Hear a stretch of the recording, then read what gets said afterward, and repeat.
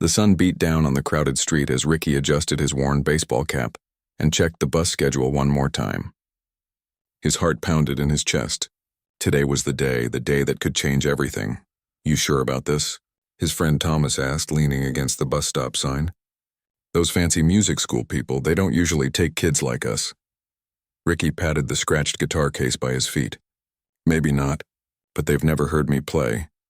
The number 47 bus rounded the corner, belching exhaust into the summer air. Ricky picked up his case and took a deep breath. He'd been saving for this audition fee for months, skipping lunches and working extra hours at his uncle's repair shop. 3 years of teaching himself to play, of falling asleep with calloused fingers and dreams of something bigger. It all came down to this day. The bus ride to the other side of the city took nearly an hour. With each passing block, the buildings grew taller, the streets cleaner. By the time Ricky stepped off at Westbrook Avenue, he felt like he'd traveled to another world. Westbrook Academy of Art stood like a palace of stone and glass, with perfectly trimmed hedges and a gleaming sign that announced it as home to tomorrow's greatest artists. Students in crisp outfits moved across the courtyard, carrying instrument cases that didn't have duct tape holding them together. A knot formed in Ricky's stomach. He checked his reflection in a window, trying to smooth down his unruly hair and straighten his cleanest t-shirt. His jeans had a small tear at the knee that he'd tried to stitch up that morning. "Can I help you?" asked a woman at the front desk, her smile polite but her eyes suspicious. "I'm here for the scholarship auditions," Ricky said, his voice coming out smaller than he intended. She checked a list. "Name? Ricardo Vega." Her perfectly shaped eyebrows lifted slightly. "You're the last one today. Room 103 down the hall to the left." The hallway seemed to stretch forever. Through open doors, Ricky glimpsed students practicing on gleaming instruments, their movements confident and precise. The walls were lined with photographs of previous graduates, all wearing formal attire and serious expressions. None of them looked like they came from Ricky's neighborhood. Outside room 103, a group of other teenagers waited on sleek benches. They all had proper cases for their instruments and folders of sheet music. One boy in pressed slacks was going through breathing exercises. A girl with perfectly straight hair was studying notes written in elegant handwriting. Ricky sat apart from them, cradling his guitar case on his lap. The case had belonged to his father before he left, one of the only things he'd left behind. The guitar inside wasn't fancy, just an old acoustic he'd fixed up himself, learning to tune it by ear because he couldn't afford an electronic tuner. One by one, the other students were called in. Some emerged looking pleased, others fighting back tears. Finally, only Ricky remained in the hallway. "Ricardo Vega?" A stern-looking man with a clipboard appeared at the door. "We're ready for you." The audition room was larger than Ricky's entire apartment. 3 judges sat behind a long table, an older man with thick glasses, a younger woman with a tight ponytail, and in the center, a woman who could only be the famous Ms. Harrington. Everyone in the city's music scene knew about Eleanor Harrington. She'd discovered some of the biggest classical musicians of the last decade. Her reviews could make or break careers. Her silver-streaked hair was pulled back severely from her face, and her blue eyes seemed to see right through Ricky as he walked in. "Good afternoon," she said, her voice cultured and cool. "Please state your name and what you'll be performing for us today." Ricky cleared his throat. "I'm Ricardo Vega. I'll be playing guitar." "And what piece have you prepared?" the younger woman asked. This was the tricky part. "It's my own arrangement, based on a classical piece by Bach, but with some changes." Ms. Harrington's eyebrow arched. "Interesting choice. And where do you study music currently?" "I don't," Ricky admitted. "I taught myself." The 3 judges exchanged glances. "Very well," Ms. Harrington said, making a note. "Whenever you're ready." Ricky's hands trembled slightly as he took out his guitar. Unlike the gleaming instruments he'd seen earlier, his guitar showed its age and repairs. A small crack along the body that he'd carefully sealed. Strings that weren't the expensive kind, but the best he could afford. He settled onto the provided stool and closed his eyes for a moment, finding his center. Then he began to play. The first notes were pure Bach, the classical structure that he'd studied from library books and free online videos. But then, as his confidence grew, he began to weave in elements of the music from his neighborhood, the rhythms of street performers, the soulful improvisations he'd learned from watching old blues musicians who sometimes played in the park. For a few magical moments, Ricky forgot where he was. The music transported him and his fingers flew across the strings with the ease that only came when he truly lost himself in playing. Then he heard it, a small sound that cut through his concentration. A giggle. Ricky's eyes snapped open. Ms. Harrington had her hand partly covering her mouth, but her shoulders were shaking slightly with barely suppressed laughter. The other judges looked uncomfortable, the man studying his notes while the younger woman gave Ricky a look of pity. "I'm sorry," Ms. Harrington said, not sounding sorry at all. "But what exactly do you think you're doing?" Ricky's fingers froze on the strings. "I'm playing my piece. You call that music?" Ms. Harrington said, a smile still playing at her lips. That was Bach turned into noise. "This is a serious institution, young man. We teach classical music, not whatever street performance you're attempting." The words hit Ricky like physical blows. His cheeks burned with humiliation. "But thank you for your time," Ms. Harrington cut him off, making another note on her paper. "We'll be in touch if necessary." Ricky knew what that meant. There would be no scholarship, no chance to study in this gleaming building. He'd saved and dreamed and practiced for nothing. With numb fingers, he packed up his guitar. The case seemed heavier now as he carried it out of the room, past the next hopeful student waiting in the hall. He kept his eyes down, not wanting anyone to see the tears threatening to spill over. Outside, the afternoon sun seemed too bright, too cheerful for the weight in his chest. He slumped onto a bench in a small park across from the academy, his guitar case between his feet. "Hey, you okay?" Ricky looked up to see a girl about his age. She wasn't dressed like the academy students, her clothes were casual, and she carried a backpack covered in buttons and patches. "Fine," he muttered. She sat down beside him anyway. "I'm Zoe. I work at the coffee shop over there. I see all the audition kids come through." "Rough one?" Ricky shrugged, not wanting to relive the humiliation. "Let me guess," Zoe said. "Harrington." He looked up in surprise. "Thought so." Zoe nodded. "She made my brother cry last year. He plays violin." She laughed at me, Ricky admitted, the words painful to say out loud. "She asked if I called what I played music." Zoe winced. "That's harsh, even for her." Maybe she was right. I shouldn't have tried to mix styles. I should have just played something normal. "Can I hear it?" Zoe asked. "What?" "You're playing." The thing she laughed at. "I want to hear it." Ricky hesitated. The last thing he wanted was more mockery. But something in Zoe's open expression made him relent. He opened his case and took out the guitar. Right there in the park with people walking by and pigeons pecking nearby, Ricky played again. This time, with the sting of rejection still fresh, he poured even more emotion into the music. The classical foundation melted seamlessly into something more raw, more real, a sound that belonged neither to the world of orchestras nor to street corners, but somewhere uniquely in between. When he finished, Zoe wasn't laughing. She was staring at him with wide eyes. "That was amazing," she said. "Seriously. I've never heard anything like it." "Thanks," Ricky said, feeling a tiny spark of pride return. "But it doesn't matter what you or I think. The academy didn't want it. So what?" Zoe shrugged. "My brother didn't get in either. But he found this community center on Oak Street, where this old jazz guy teaches kids for free. He says he's learning more there than he would have at the academy anyway." "A community center?" Ricky repeated. "Yeah, they've got all kinds of programs. My brother says the teacher there, Mr. Wilson or something. He's like a musical genius who doesn't care about rules. Sounds like your kind of thing." For the first time since the audition, Ricky felt something like hope. "Where did you say this place was?" "Oak Street. Big brick building with a mural on the side. Can't miss it." Zoe stood up. "I've got to get back to work, but you should check it out. And hey." She nodded toward the academy. "Don't let those people tell you what music is supposed to sound like. That's just their opinion." As Zoe walked away, Ricky carefully returned his guitar to its case. The rejection still stung, but it no longer felt like the end of everything. Maybe there were other paths, other teachers who would understand what he was trying to create. He pulled out his phone and looked up the bus route to Oak Street. It would be a long ride back across the city, but he had nowhere else to be. And for the first time, he wondered if Miss Harrington's laughter might someday be replaced by regret when she realized what, and who, she had dismissed so easily. Tomorrow was another day, another chance. And Ricky Vega wasn't about to give up on his music because one person didn't understand it. Not when he was just getting started. The brick building on Oak Street didn't look like much from the outside. Paint peeled from the sign that read Riverside Community Center, and one of the front steps had a crack running through it.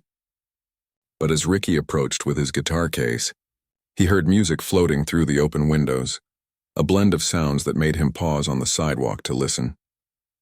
It wasn't the precise, polished classical music they played at Westbrook Academy. This was something alive, something that breathed with joy and pain and everything in between. Ricky took a deep breath and pushed open the door.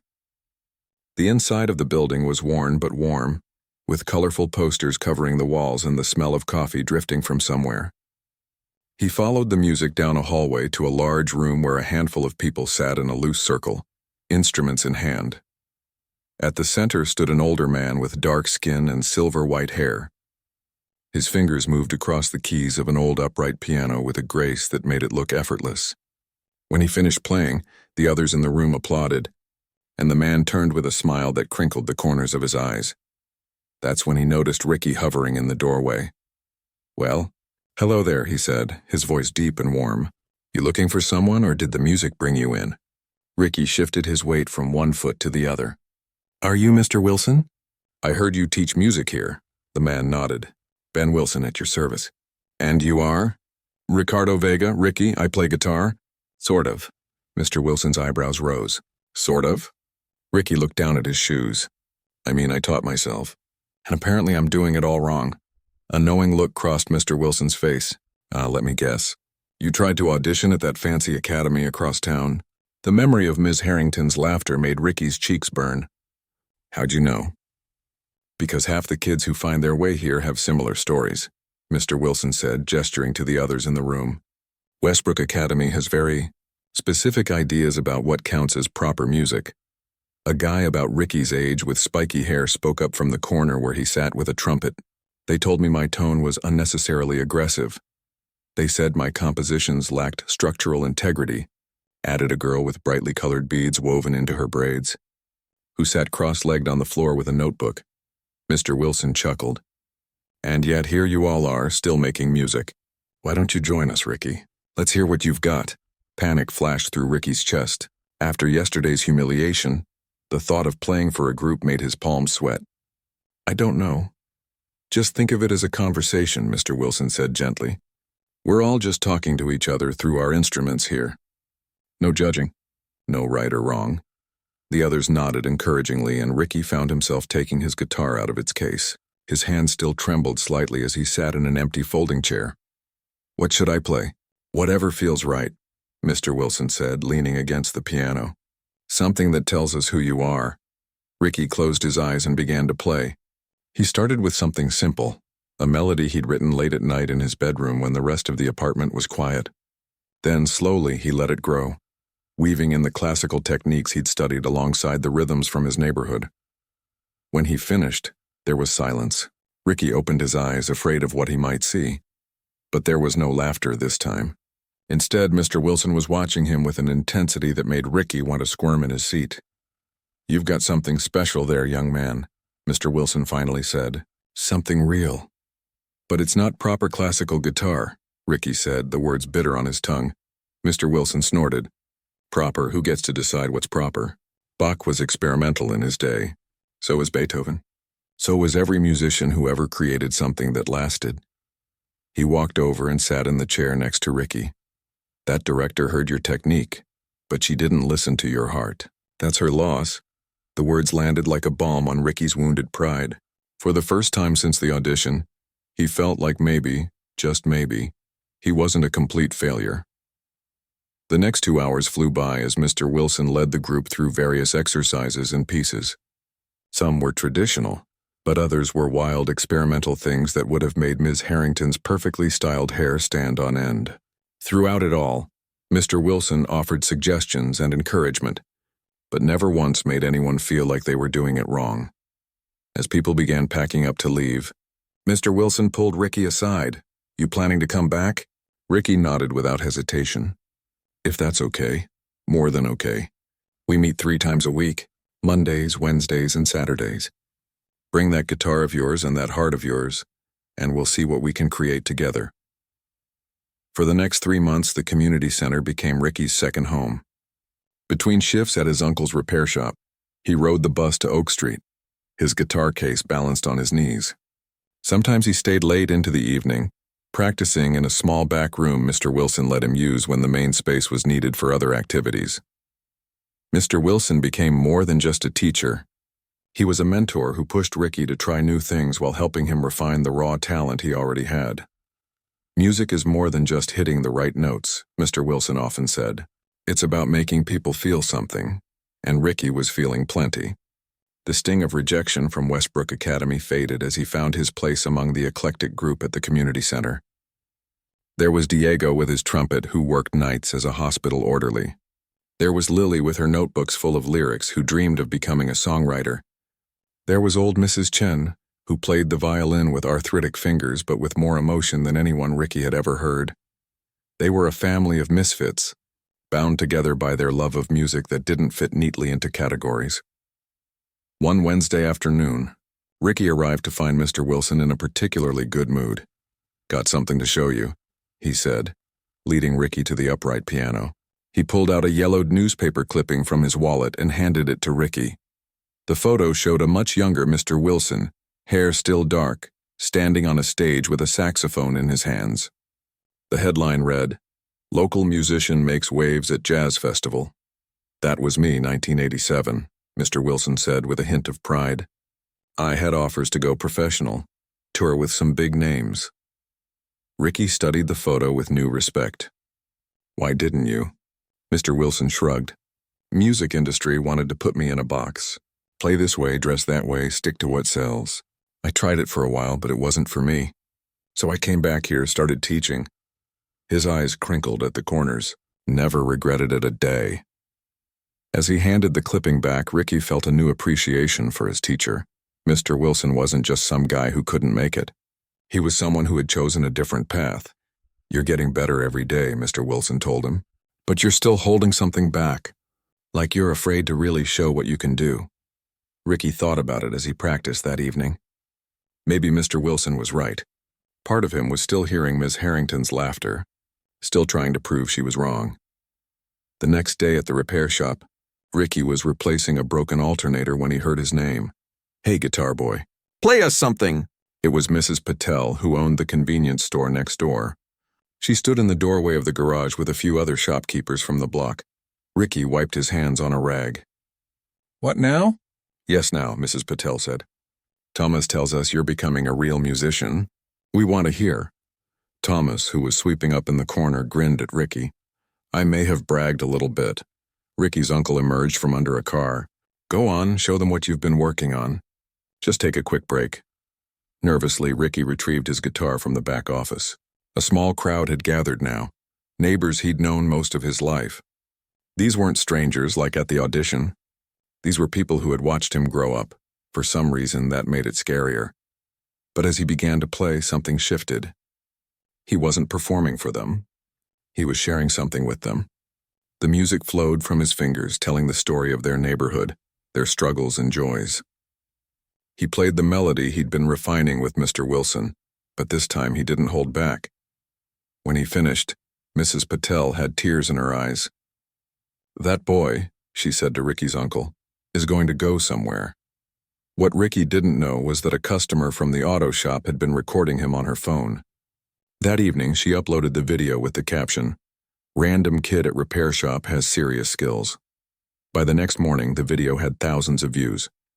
By the weekend, it had gone viral, and that's how Ricky, covered in grease from changing oil at his uncle's shop, got a call from the organizers of the citywide Youth in Music Festival, asking if he'd be interested in performing. "They want me to play at the festival," he told Mr. Wilson, still stunned. "Me?" Mr. Wilson smiled that knowing smile of his. "Of course they do. You've got what every real musician needs. Something to say and the courage to say it your own way." Ricky looked down at his hands, calloused from both guitars and wrenches. "But what if they laugh at me too? What if I'm not good enough?" Mr. Wilson placed a hand on his shoulder. "Some people will never understand your music until you force them to listen. And you, Ricardo Vega, have something worth listening to. As Ricky walked home that evening, guitar case swinging at his side, he thought about how much had changed since that awful day at Westbrook Academy. He wasn't the same nervous kid who'd tried to fit himself into someone else's idea of what a musician should be.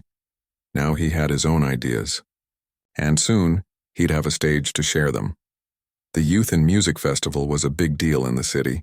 Every year it showcased the best young talent from all over, drawing crowds that included music industry professionals, scouts from prestigious schools, and regular people who just loved good music. Getting invited to perform was the kind of opportunity most young musicians only dreamed about. And now, somehow Ricky was going to be part of it. 2 weeks, he muttered, pacing back and forth in the small practice room at the community center. 2 weeks to prepare. What am I going to play? How am I going to— First, Mr. Wilson interrupted, you're going to breathe. Ricky stopped pacing and took a deep breath. Better, Mr. Wilson said with a nod. Now tell me what's really bothering you. Ricky slumped into a chair. I've never played for a crowd like that. What if they hate it? What if I freeze up? What if you blow them away? Mr. Wilson finished for him. What if this is the beginning of something amazing? The possibilities hung in the air between them. Ricky had spent so long expecting things to go wrong that he hadn't really considered what might happen if things went right. I don't even have the right clothes, Ricky said. Looking down at his worn jeans, Mr. Wilson chuckled. That we can fix. My nephew's about your size. I'll see what he can loan you. He gave Ricky a serious look. But the music, that has to come from you. What do you want to say to all those people? Ricky thought about it. I want to show them that music doesn't have to fit in a box. That something new can still be beautiful. Then that's what we'll work on, Mr. Wilson said. A piece that tells your story. For the next 2 weeks, Ricky threw himself into preparation. He cut back his hours at the repair shop, using every spare minute to practice. Mr. Wilson helped him refine his playing, offering suggestions but never trying to change the heart of what Ricky was creating. Remember, Mr. Wilson would say, technique serves the music, not the other way around. The other regulars at the community center pitched in too. Diego helped Ricky work on his stage presence, teaching him how to channel nervous energy into performance. Lily suggested ways to structure his piece to build emotional impact. Even Mrs. Chen got involved, reminding Ricky to play as if every note mattered. Because it did. 3 days before the festival, Mr. Wilson's nephew Andy stopped by with clothes for Ricky to try on. Nothing too fancy, Andy said, laying out a few options. You still want to look like yourself. They settled on dark jeans without any tears, a simple button-up shirt, and a jacket that was casual but nice. Looking at himself in the bathroom mirror, Ricky barely recognized the young man staring back at him. Hey, musician, Tomas teased when he saw the outfit. Don't forget us little people when you're famous. Ricky rolled his eyes, but the joke hit closer to home than he wanted to admit. Part of him was terrified of the opportunity ahead. Another part wondered where it might lead. The night before the festival, Ricky couldn't sleep. He lay in bed staring at the ceiling, his mind racing through all the things that could go wrong. What if he hit a wrong note? What if his guitar string broke? What if everyone hated his style? And, worst of all, what if Ms. Harrington was there? The festival was hosted by the city's Arts Council, which included directors from all the major music schools. It was entirely possible that the woman who had laughed at him would be sitting in the audience. Ready to laugh again, the thought made Ricky's stomach turn. At 2 a.m., he got up and pulled out his phone, fingers hovering over the keypad. He could call the organizers, tell them he was sick, that he couldn't perform. It would be easier than facing the possibility of more humiliation. Instead, he found himself dialing Mr. Wilson's number. Hello, came the groggy answer after several rings. I can't do it, Ricky blurted out. I'm going to call and cancel. There was a pause, and then Mr. Wilson's voice, more alert now. What happened? Nothing happened. What if she's there? Ms. Harrington. What if she laughs at me again in front of everyone? Mr. Wilson sighed. She might be there. And you know what? It doesn't matter. It matters to me, Ricky insisted. Ricky, listen. There will always be people who don't get what you're doing. Always. But there will also be people who do. People who need to hear exactly what you have to say. There was a rustling sound as if Mr. Wilson was sitting up in bed. Let me tell you something. When I was younger than you, I played my first big show. Front row, there was this famous critic who had written that jazz was a dying art form, that kids like me were just making noise. Know what I did? What? I played right to him. Every note. I looked that man in the eye and played my heart out, not because I wanted to change his mind, but because I knew what I had to say was worth hearing, whether he thought so or not. Ricky was quiet for a moment. Did he like it? Mr. Wilson laughed. No. He wrote another nasty review. But you know what? That show led to my first record deal, because while that critic was busy being sour, other people were actually listening. After they hung up, Ricky lay back down, Mr. Wilson's words echoing in his head. Maybe it didn't matter if Ms. Harrington was there.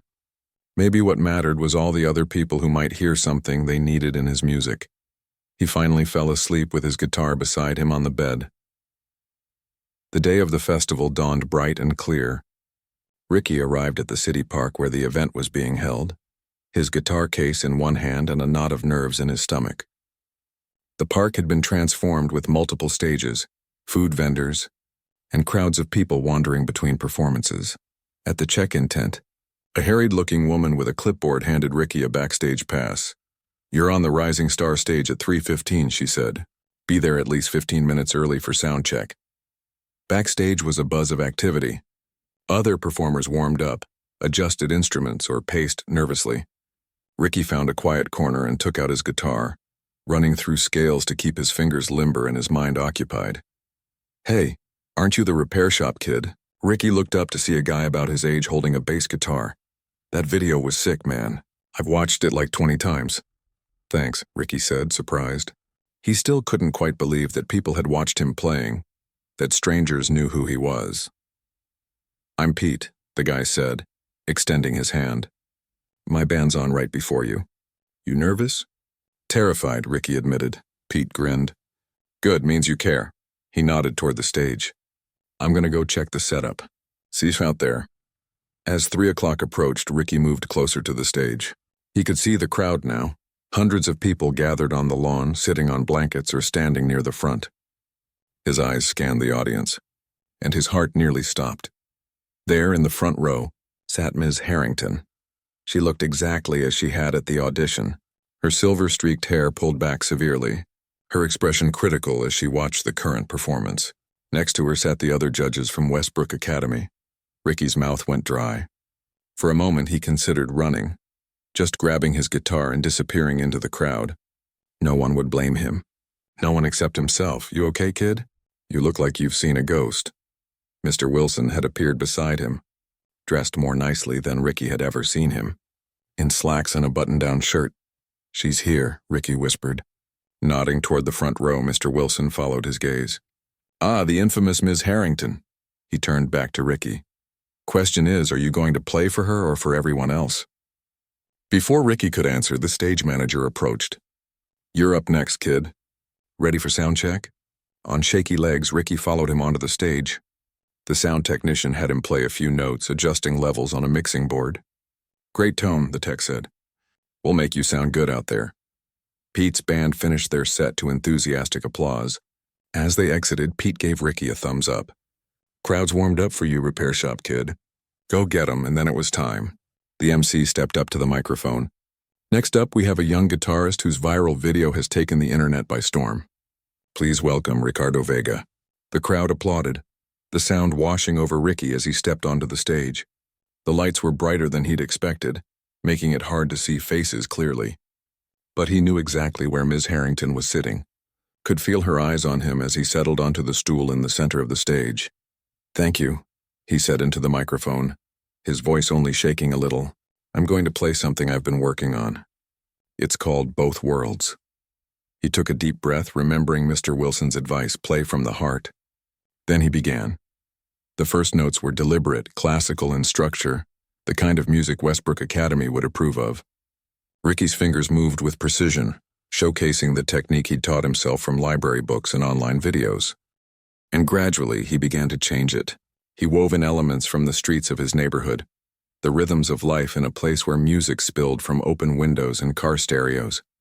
He added flourishes inspired by the musicians at the community center, Diego's bold trumpet phrases, Lily's soulful melodies, Mrs. Chen's emotional violin lines. As he played, he forgot about the crowd, forgot about Miss Harrington. The music took over, speaking the things he couldn't say in words, about belonging and not belonging, about finding your voice in a world that wanted to silence it, about the beauty that could come from bringing different worlds together. When Ricky hit the final note, there was a moment of complete silence. He opened his eyes, suddenly aware again of the hundreds of people watching him. Had they hated it? Had they even understood what he was trying to say? And then the applause began, tentative at first, then building into something thunderous. People were standing up. Someone in the back whistled loudly. Through the lights, Ricky could just make out Ms. Harrington's face. She wasn't laughing now. The applause seemed to go on forever. Ricky stood on the stage, guitar in hand, barely able to believe the response. People weren't just clapping politely. They were on their feet cheering for him, for his music. "Thank you," he said into the microphone, his voice barely audible over the crowd. He gave an awkward little wave before hurrying off the stage, his heart pounding so hard he could feel it in his fingertips. Backstage, Mr. Wilson was waiting with a grin that stretched from ear to ear. "Now that," he said, pulling Ricky into a quick hug, "is what music is supposed to do." Other performers patted Ricky on the back as he passed, offering congratulations. Pete from the previous band gave him a fist bump. "Dude, you killed it." It all felt like a dream, the kind Ricky had never dared to have.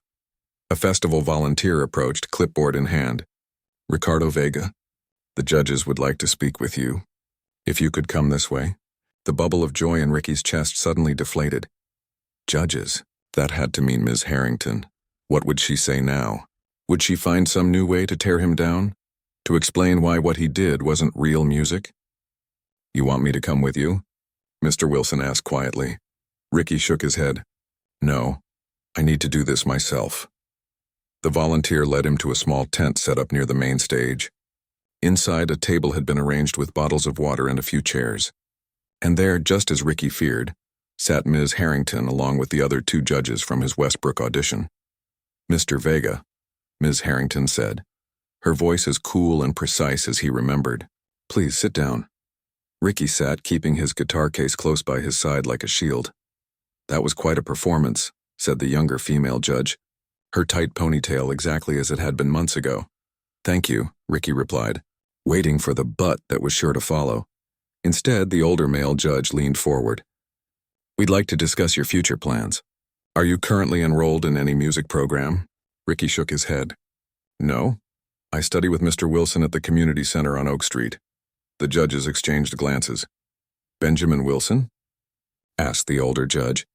"The jazz saxophonist?" "Yes," Ricky said, surprised they knew him. "Interesting," the older judge murmured. Ms. Harrington cleared her throat. "Mr. Vega, I believe we've met before." Here it comes, Ricky thought. The criticism, the dismissal. "You auditioned for Westbrook Academy this past spring," Ms. Harrington continued. Her face revealed nothing. "Yes, and I was not particularly encouraging." Ricky's fingers tightened around the handle of his guitar case. "You laughed at me," he said, the words coming out before he could stop them. "You asked if I called what I played music. A flicker of something, discomfort. Embarrassment?" crossed Miss Harrington's face. "Yes, I did." She took a sip of water, composing herself. "I've been the director of Westbrook Academy for 15 years. In that time, I've developed very specific ideas about musical education and excellence." "I understand," Ricky said stiffly. "My playing doesn't fit your standards." "That's not what I'm saying." Ms. Harrington placed her water bottle down carefully. "What I'm saying, Mr. Vega, is that perhaps my standards were incomplete." Ricky stared at her, unsure he'd heard correctly. "Your performance today was extraordinary," the younger judge jumped in. "The technical foundation was there, but you've developed something that goes beyond traditional classical structure." It was... Ms. Harrington seemed to be searching for the right word. Innovative. Challenging even. Was this really happening?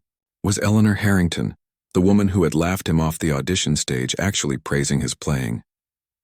"We'd like to offer you a place in a new program we're developing," the older judge said. "A pilot initiative to explore contemporary musical expressions and cross-cultural influences. It would come with a full scholarship to Westbrook." Ricky's mind reeled. A scholarship to Westbrook. the opportunity he'd wanted so desperately just a few months ago. The chance to study at the most prestigious music academy in the city. You'd work with some of our best instructors, the younger judge added. Your technique would be refined, your knowledge of theory expanded, and your unique perspective would be valued, Ms. Harrington added. Your performance today made me realize there's room for different approaches within our curriculum. Ricky should have been overjoyed. This was everything he'd dreamed of when he'd first taken that long bus ride to Westbrook with his beaten-up guitar case. So why did he feel so conflicted? Can I think about it? He asked. The judges looked surprised. Of course, Ms. Harrington said after a moment. The program begins in January. We would need your answer by December 1st. Thank you, Ricky said, standing up. I appreciate the offer, really. As he left the tent, his mind was spinning. He barely noticed the people still milling around the festival grounds, some of them pointing at him or calling out congratulations. Mr. Wilson was waiting near the backstage area, chatting with Pete and his bandmates. So, he asked as Ricky approached, what did the mighty Westbrook Academy have to say? They offered me a scholarship, Ricky said, still not quite believing it. To some new program they're starting. Contemporary music or something. Well, would you look at that, Mr. Wilson said, eyebrows raised. Eleanor Harrington admitting there's music beyond her precious classical canon? The world really is changing, you know her. Mr. Wilson's eyes twinkled. Our paths have crossed a few times over the years. Let's just say we have very different ideas about music education. So what did you tell them? Pete asked. That I need to think about it, Ricky replied. Mr. Wilson gave him a curious look. Most kids would jump at a Westbrook scholarship. You're not sure? Ricky shrugged. I don't know. 3 months ago, it's all I wanted. But now, he trailed off, not sure how to explain the jumble of feelings inside him. Now you're not the same musician you were 3 months ago. Mr. Wilson finished for him. That's how it should be. After the festival wound down, Ricky found himself walking home instead of taking the bus. He needed time to think, to process everything that had happened. The triumph of the performance, the unexpected offer from Westbrook, the strange, conflicted feelings about what should have been his dream come true. His phone kept buzzing with messages from Tomas and his other friends, all wanting to know how it went. His uncle had texted, "Proud of you, kid. Customers keep saying they saw you on the live stream." The festival had been streamed online. Somehow that made it even more surreal. By the time Ricky reached his apartment building, he'd made a decision. He needed to talk to someone who wasn't Mr. Wilson or his friends from the community center. Someone who didn't have strong feelings about Westbrook one way or another. He climbed the stairs to the 3rd floor and knocked on the door of apartment 3C. A moment later, his mother opened the door. She was still in her nursing scrubs, just home from her shift. Ricky, I was wondering when you'd get back. How was it? Rosa Vega worked long hours at the hospital, often taking double shifts to make ends meet. She hadn't been able to come to the festival, but she'd made Ricky promise to tell her everything. It was big, Ricky said, following her inside. Bigger than I expected. Their apartment was small but spotless. Rosa kept it that way despite her exhausting schedule, saying a clean home was a peaceful home. Did you play well? She asked, kicking off her shoes with a sigh of relief. I think so. The crowd seemed to like it. Of course they did, Rosa said with the automatic confidence of a mother. She headed to the kitchen. Are you hungry? I can heat up some leftovers, Mom, Ricky said, following her. Westbrook Academy offered me a scholarship. Rosa turned from the refrigerator, eyes wide. The music school? The one that she trailed off, not wanting to bring up the painful memory of his rejection? Yeah, that one. They want me to start in January. A smile broke across Rosa's tired face. Ricky, that's wonderful. A real music school? She hurried over to hug him. Your father would have been so proud. The mention of his father sent a pang through Ricky's chest. The guitar that had started him on this journey had been his father's. The man who had left when Ricky was 8, leaving behind nothing but the instrument and a handful of memories. What's wrong? Rosa asked, pulling back to look at her son's face. Isn't this what you wanted? It was, Ricky said, sinking into a kitchen chair. But I'm not sure anymore. Rosa sat across from him, her nurse's eyes studying him with concern. Tell me, so Ricky did. He told her about the community center, about Mr. Wilson and the others he'd met there. He told her about the freedom he'd found in creating his own music, in blending styles and breaking rules. He told her about the festival performance and how it had felt to move an audience with something that was uniquely his. "And now Westbrook wants me," he finished. "But I'm worried they want to change me, to make me fit their idea of what a musician should be." Rosa was quiet for a moment, her dark eyes thoughtful. "You know," she said finally, "when I was about your age, I got accepted to nursing school. My mother wanted me to become a doctor instead. She said nursing wasn't prestigious enough." This was a story Ricky had never heard before. "What did you do?" "I became a nurse," Rosa said simply, "because I wanted to be with patients, to care for them directly, not to write prescriptions and move on to the next case." She reached across the table to take his hand. "I've never regretted that choice, even on the hardest days." "So you think I should turn down Westbrook?" Ricky asked. "I think," Rosa said carefully, "that you should go where your music will grow the strongest, where you'll become not just a better player but the musician you want to be." She squeezed his hand. "And only you can know where that is." As Ricky lay in bed that night, his mother's words echoed in his head. The musician he wanted to be. Not just someone who could play impressively, but someone with something to say. The question was, where could he best become that person? At Westbrook with its prestige and resources, or at the community center with its freedom and soul? And what would he say to Ms. Harrington when he made his choice? 6 months had passed since the festival, and Ricky's life had changed in ways he never could have imagined. The viral video of his performance had opened doors that once seemed locked tight. Music blogs had written about him. Local radio stations had interviewed him. People recognized him on the street sometimes, asking for selfies or just wanting to talk about music. But the biggest change wasn't the attention. It was the path he'd chosen. As Ricky stood backstage at Westbrook Academy's annual showcase, adjusting his tie and trying to calm the butterflies in his stomach, he thought back to the day he'd made his decision. He'd spent weeks turning over his options, talking with Mr. Wilson, his mother, and anyone else who would listen. In the end, it came down to one question. Where could he grow the most as a musician while staying true to himself? The answer had surprised everyone, including himself. 5 minutes, Mr. Vega," said a stagehand, clipboard in hand. Ricky nodded, taking a deep breath. Through a gap in the curtain, he could see the packed auditorium. Parents, students, teachers, and even some music industry professionals filled the seats, waiting to hear what the Academy's students had prepared for the showcase. But unlike the other performers, Ricky wasn't just a student. He was a bridge between two worlds. After the festival, he'd gone back to Ms. Harrington with a counteroffer. Yes, he would accept a place at Westbrook, but only if he could continue studying with Mr. Wilson as well, and only if the Academy was serious about broadening its definition of music education. To his surprise, Ms. Harrington had agreed. More than that, she'd expanded the Contemporary Expressions program to include not just Ricky, but other students who didn't fit the traditional mold. And she'd invited Mr. Wilson to teach a weekly masterclass at Westbrook, bringing his approach to music right into the hallowed halls of classical training. It hadn't been an easy adjustment.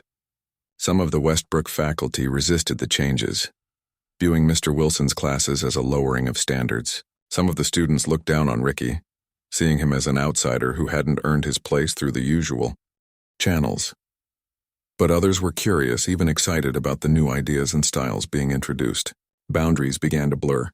Classical violinists showed up at the community center to jam with Diego and his trumpet.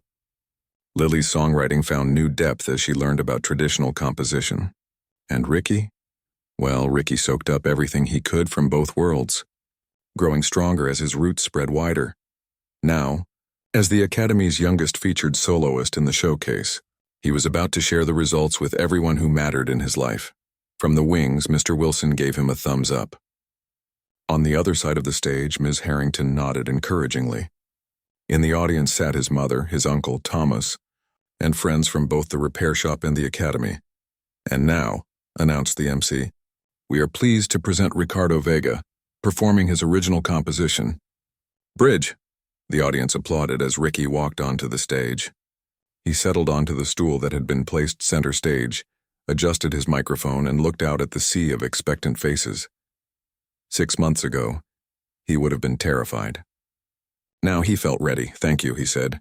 "This piece tells the story of a journey, from where I started to where I am now, and all the people who helped me along the way."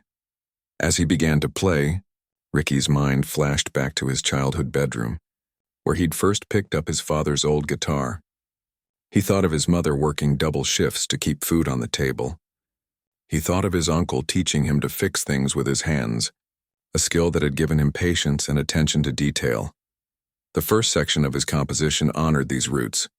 Simple, honest notes that spoke of family and perseverance. Then the melody shifted, incorporating the classical techniques he'd learned at Westbrook. The precision and structure that Ms. Harrington had insisted upon gave his playing a new dimension. These passages were challenging, showcasing the growth of his technical abilities, but the heart of the piece belonged to the community center. Here Ricky's playing opened up, became freer and more expressive. This was music that couldn't be contained by rules or traditions. This was the soul of what Mr. Wilson had helped him discover within himself. Finally, all these elements began to weave together: the raw talent from his beginnings, the technical precision from Westbrook, and the soulful innovation from the community center. The three distinct styles no longer fought against each other, but created something new and powerful in their combination. As Ricky played the final notes, there was a moment of silence. Then the audience erupted in applause. People were standing, cheering. His mother had tears streaming down her face. Mr. Wilson was grinning from ear to ear. Even Ms. Harrington was on her feet, applauding with genuine enthusiasm. Backstage after the performance, Ricky was surrounded by well-wishers. Academy students who had once looked at him skeptically now asked about his techniques. Parents wanted to know if he offered private lessons. A representative from the City Symphony handed him her card. "Not bad for a kid from the repair shop," Thomas said, punching his arm lightly. "Proud of you, nephew," his uncle said, his usual gruff voice softening. "Your dad would have loved to see this." "Ricky."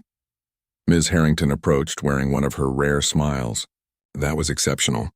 Exactly the kind of innovation our program was designed to foster." "Thanks," Ricky said, still finding it strange to receive praise from the woman who had once laughed at his playing. "I've been meaning to ask," Ms. Harrington said, lowering her voice.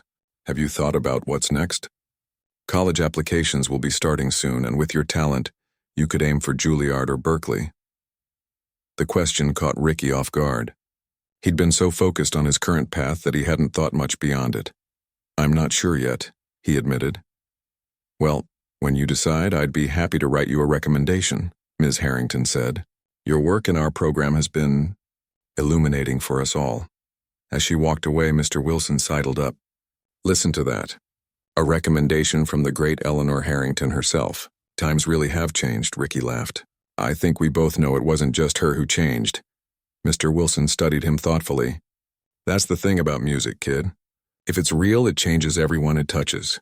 The player, the listener, everyone." He clapped Ricky on the shoulder. "So what do you think? Juilliard, Berkeley, some other fancy music school?" "I don't know," Ricky said honestly. "I'm still figuring it out." "No rush," Mr. Wilson assured him. "You've got time. And talent. Those two things will take you far, as long as you keep your heart in what you're doing."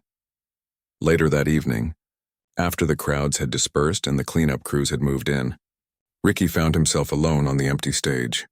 He sat on the edge, legs dangling, guitar in his lap. The grand auditorium was silent now, the rows of seats empty under dimmed lights. He played a few quiet notes, listening to how they resonated in the space. "There you are." His mother's voice echoed slightly as she walked down the center aisle. "Everyone's waiting at the restaurant to celebrate." Ricky nodded but continued playing softly. Rosa climbed the steps to the stage and sat beside him. "Beautiful music," she said after listening for a while. "I was just thinking about everything that's happened," Ricky said. "A year ago, I was just a kid who fixed cars and played guitar in his bedroom. Now," he gestured around at the prestigious auditorium. "Now you're still that same kid," Rosa said. "Just with more people who see what I've always seen in you." Ricky smiled at his mother. "I never thought I'd end up at Westbrook of all places, especially not after that audition." "Life takes strange turns," Rosa agreed. "But you know what I think? I think you ended up exactly where you needed to be, not just at Westbrook, but between worlds. Building bridges," Ricky thought about that, about how his music now incorporated everything he'd learned from both his teachers, about how students from the academy now sometimes showed up at the community center. and how kids from his neighborhood occasionally sat in on academy workshops. You know, he said slowly, I've been thinking about what to do after graduation. Everyone keeps asking about music schools. And, Rosa prompted, and I'm not sure that's what I want. At least not right away. He turned to face his mother. What if I took a year to tour? Play in different cities, learn from musicians with different styles, maybe record some of my own stuff. Rosa studied her son's face. Is that what you want? I think so. I've spent all this time learning from different teachers. Maybe now I need to learn from the world for a while. Rosa nodded. Then that's what you should do. She nudged him gently. Your father never had the courage to follow his music. He let other people tell him it wasn't practical, wasn't secure. Don't make his mistake. They sat in comfortable silence for a moment. We should go, Rosa finally said. Everyone's waiting to celebrate with you. As they walked out of the auditorium together, Ricky thought about the strange journey that had brought him here. From a laughing director to a standing ovation, from an outsider to a bridge builder. The title of his showcase piece, Bridge, had been more than just a musical metaphor. It was the story of his life now. Standing between different worlds, helping people cross from one to the other, creating connections through music that might never have existed otherwise. All because he hadn't given up when someone laughed and asked, "You call that music?" Yes, he thought to himself as he stepped out into the evening air. Yes, I do.